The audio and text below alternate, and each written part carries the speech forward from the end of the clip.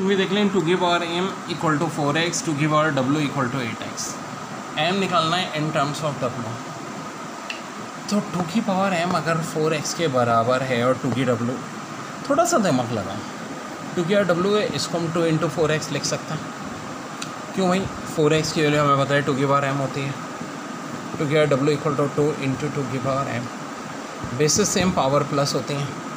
यहाँ w और 2 की और कुछ नहीं तो 1 होगी, मल्टीप्लाई होता है तो plus 1 plus m। w 1 plus m है, हमें तो क्या चाहिए m in terms of w। तो बड़ा आसान है, m बराबर हो जाएगा w माइनस 1 के। सो ये हैं सारे सवाल बच्चों, ठीक है। रिसेंट में मैं कर देता हूँ जब आपको जरूरत पड़े। देखिए, if x1 and x2 are roots of equation 2k² plus kx minus 3 equal to 0 और x1 plus x2 equal to 1, then k is equal to, देखो सम ऑफ रूट्स का फार्मूला होता है -b/a। और यहाँ पे देखो b से मुराद हमेशा x का कोएफिशिएंट हमारे पास होता है। तो x, ये x² है यहाँ और ये k है, तो x² के साथ 2 ये a हो जाएगा, x के साथ k ये b हो जाएगा, -k/2, ठीक है। लेकिन मौजूदा सूरत में उन्होंने x1 प्लस x2 1 के इक्वल दिया हुआ है, यानी सम ऑफ द रूट्स 1 के इक्वल है, तो -k/2 1 के इक्वल हो जाएगा, या दूसरे लफ्ज़ों में कह लोगे -k बराबर 2 के हो जाएगा और k की वैल्यू आ जाएगी -। ठीक है, आपको जो भी हम क्वेश्चंस करे हैं, जो टॉपिक पढ़ो बच्चों, बहुत डिटेल में।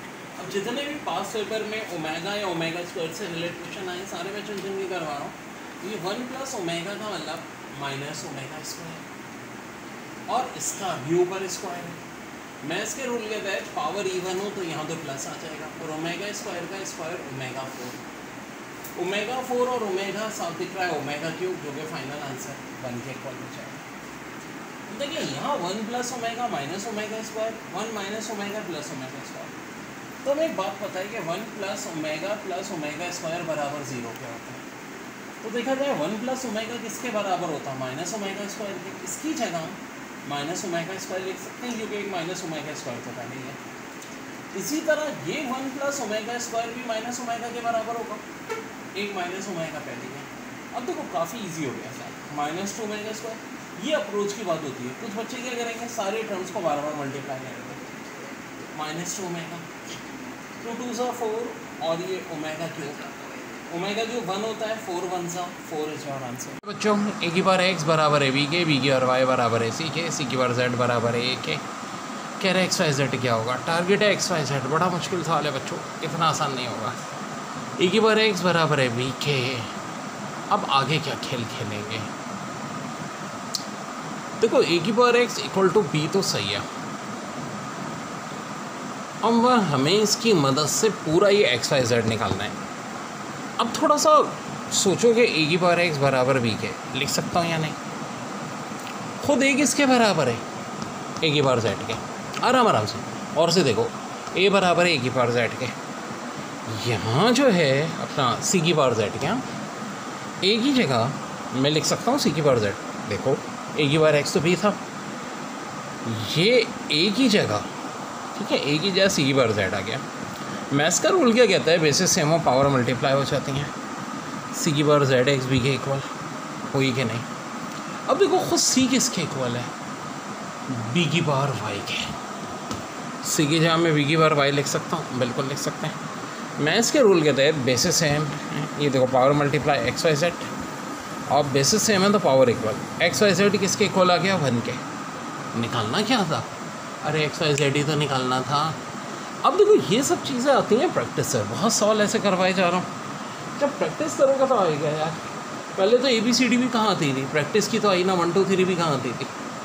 करते रहो, सब इंशाल्लाह परफेक्ट हो जाएगा। बड़ा ख़तरनाक सवाल है, जो ब्लू कलर से लिखा है ना ये क्वेश्चन है आपको, ताकि समझने में आसानी रहे। इफ़ 2 की पावर x इक्वल टू 3 की पावर y इक्वल टू 6 की power minus z, then 1/x plus 1/y plus 1/z equal to, देखो कहते हैं ना एक्सप्रेस न्यूज़ और ख़बर पे नज़र, एप्टीट्यूड टेस्ट बोलें टारगेट पे नज़र। ये चाहिए मुझे 1/x plus 1/y plus 1/z। बाज़ाहिर तो कोई दूर दूर तक चांस नहीं है, लेकिन देखो घूर के देखो तो एक बात समझ में आती है कि 2 3 6 होते हैं कि नहीं। तो मैं खेल खेलूँगा, ये सब आपस में इक्वल है ना, मैं इनको के इक्वल ले लूँगा, 2 की पावर x, 3 की पावर y, 6 की पावर माइनस z, सबको के इक्वल ले लूँगा। अब देखो 2 की पावर x बराबर किसके आ गया, के 3 की पावर y भी किसके बराबर आ गया, के 6 की पावर माइनस z भी बराबर आ गया, के। अब 2 की पावर x अगरचे के है तो 2 क्या हो जाएगा, के की पावर हाफ x। अगर 3 की पावर y के है तो 3 हो जाएगा के की पावर हाफ y। और 6 की पावर माइनस z अगर इक्वल टू के है तो 6 क्या हो जाएगा, के की पावर माइनस 1/z हो जाएगा कि नहीं। अब मुझे इसका फिर फ़ायदा क्या हुआ, देखो 2, 3, 6 की वैल्यू आ गई मेरे पास। 2 है के की पावर हाफ x, 3 है के की पावर 1/y, 6 है के की पावर माइनस 1/z। अब मुझे पता है 2, 3 सा 6 होता है कि नहीं। 2 की जगह के की पावर 1/x, 3 की जगह के की पावर 1/y और 6 की जगह के की power minus 1/z। Basis same हो तो पावर्स का क्या खेल होता है, ये देखो आपस में प्लस हो जाएंगे, 1/x प्लस 1/y और ये माइनस 1/z है, इधर आगे प्लस 1/z है। अब देखो जब राइट में कुछ नहीं बचेगा तो क्या बचेगा, 0 बचेगा। और भाइयों यही तो चाहिए था। तो भाई मैंने आपको यही तो कहा है कि जो हमारी ऑनलाइन क्लासें हो रही है इसमें हर एक क्वेश्चन मैं आपको कराऊंगा भाई, जो भी पास पेपर्स का आया भाई, ठीक है। बस रेगुलर हैं, बाकी 100% मार्क्स इंशाल्लाह 100% आने हैं। B C equal to 1 then पूछ रहे हैं 1/1 प्लस ए प्लस बी की power minus 1 plus B plus C की power minus 1/1 plus C plus A की पावर माइनस 1 किसके इक्वल होगा। सो बच्चों ओरिजिनल मेथड से तो सवाल बहुत लंबा चौड़ा जाता है। अब मैं अपना मैजिक यूज़ करूँगा। देखो ए बी सी तीनों का प्रोडक्ट क्या आ रहा है ऊपर, है क्या नहीं। इसका मतलब क्या है कि भाई तीनों की वैल्यू को मैं 1 ले सकता हूँ।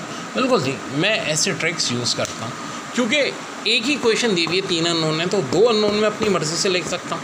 अब बी सी को 1 ले लूँ तो ए भी 1 आ जाएगा और ए बी सी की वैल्यू 1 हो गई बच्चों। तो अब ये मेरा सवाल हो गया हलवा।